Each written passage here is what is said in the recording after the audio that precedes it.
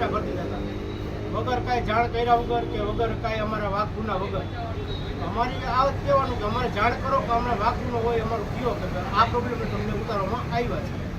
આ લોકો એવી કંઈ રજૂઆત અમે વાત કરી જ નથી. અમારા સ્ટેશન ઓફિસર અમિત દવે સાહેબ, સ્ટેન્ડિંગ ચેરમેન સાહેબ દિલીપભાઈ લોણાગરિયા અને મેયર સાહેબ અને સ્ટેન્ડિંગ ચેરમેન અમિત સાહેબનું એવું કહેવાનું છે કે તમને આ લોકોએ ઉતારી રાખવામાં આવ્યા છે, તો ઉતારી એક વાર રાખે. હું રાજકોટમાં ફાયર બ્રિગેડનું 5 વર્ષથી કામ નોકરી કરું છું અને આપણે શાસક પક્ષ નેતા એની ગાડી ચલાવું છું. એમની 2 મહિના ત્યાં જ, બાકી હું શીખવાની નોકરી કરું.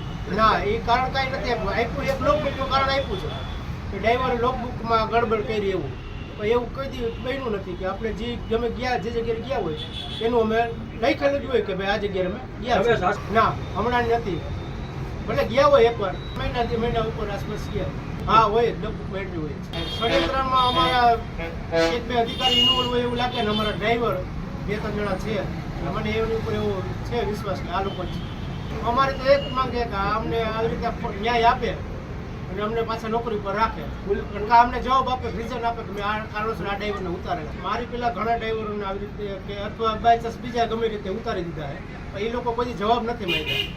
હું માગીશ પરિવારમાં તો ભાઈ આ ફાઈટું એમ કહેતું હાલે કે અમે 12,500માં તો નોકરી કરી છે. અમારે તો અત્યારે તાત્કાલિક રાજકોટમાં પરિસ્થિતિ એવી કે કેવી રીતે નોકરી ગોતવી એ મહત્વનો સવાલ છે.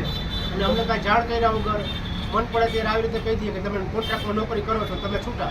તો એ લોકોને જરૂર હોય ત્યારે અમને રાખ્યા હે ને, એમણે તો નથી રાખ્યા. મારા મેડમે એ રીતે ભલામણ કરી છે કે ભાઈ તમને એનામાં અમે નોકરી કરતા, અમે એમને રજૂઆત કરી કે મેડમ અમે તમારે નોકરી કરતા તો અમને ઉતાર્યા શું કામ?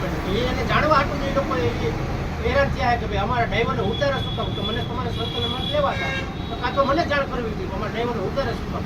ના, અમારા 5 વર્ષમાં મારો રેકોર્ડ છે કે અમારા બધા ડ્રાઈવરનો એવો રેકોર્ડ છે કે બધી કોઈ ખરાબ વસ્તુ કે ખરાબ વ્યક્તિ કોઈ છે નહીં.